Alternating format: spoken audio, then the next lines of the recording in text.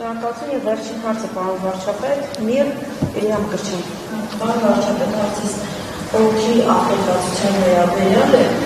եւ դուք արդեն կառավարության նիստի ժամանակ ասացիք, որ երկրում ձևավորվելու, ինձ հետաքրքրում ակնհայտ է, որ պատճառները երկուսն են շինարարության մեծ ծավալները եւ ավտոմեքենաների ծավալը, ինձ հետաքրքիր է ինչ կտրուկ քայլերի կարող եք գնալ, ենթադրեմ ավելացնել մարդկանց արտուղքը, մեքենաներ ներկրելու ժամանակ կամ ընդհանրապես արգելել հին մեքենաների ելքը Հայաստան։ Փորձ ցույց է տալիս, որ կտրուկ քայլերը արդյունքի չեն բերում առնվազն երկարաժամկետում։ Պետք է գնալ պլանավորված, հետևողական,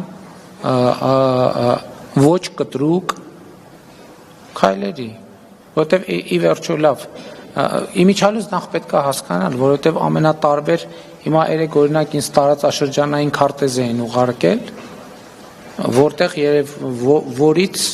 կարելի է ենթադրել, որ այդ երևույթը ավելի լայն տարածաշրջանային արտահայտություն ունի։ Իհարկե ձեր ասածը չի կարող ազդեցություն չունենալ։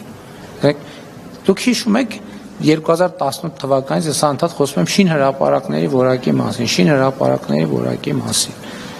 Կտրուկ քայլեր, դա նաև մի քիչ կրթական ոլորտի հարց է, նաև կազմակերպչական ոլորտի, նաև վարչարարության հարց է, բայց մենք պետք է հասկանանք, որ միշտ չի, որ ընդհանրապես փորձ ցույց տալիս, որ կտրուկ քայլը ոչ մի հարց չի լուծում, հարց լուծում է հետևողական քաղաքականությունը, եւ մենք դա էլ պետք է հասկանանք հիմա մի կողմից մենք խցանումներից բողոքում ենք, մյուս կողմից էլեկտրոմոբիլների մեծ հոսք կա, երրորդը մենք ուզում ենք, որ էլեկտրոմոբիլների թիվը ավելի մեծանա, մի շարք պատճառներով, այդ թվում բնապահպանական պատճառներով ենք ուզում, որ էլեկտրոմոբիլների հոսքը մեծանա, բայց այս ամեն ինչը իր հետ բերում է բազմաթիվ դիլեմաներ, եւ այդ դիլեմաները լուծելու համար պետք է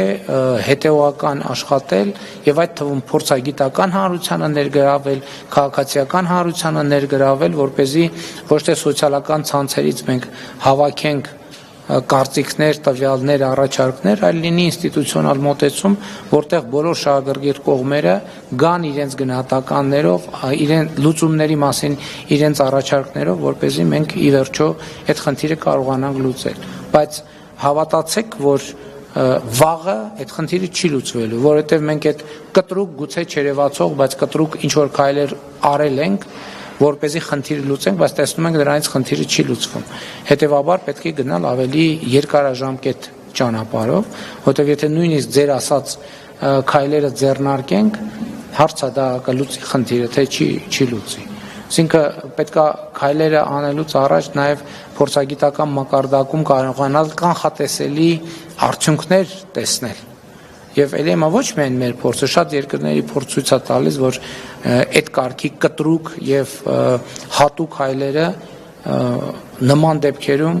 արդյունք չեն բերում, որովհետեւ խոսքը տասնյակ հարյուր հազարավոր քաղաքացիների ամենօրյա վարքագծի մասին է։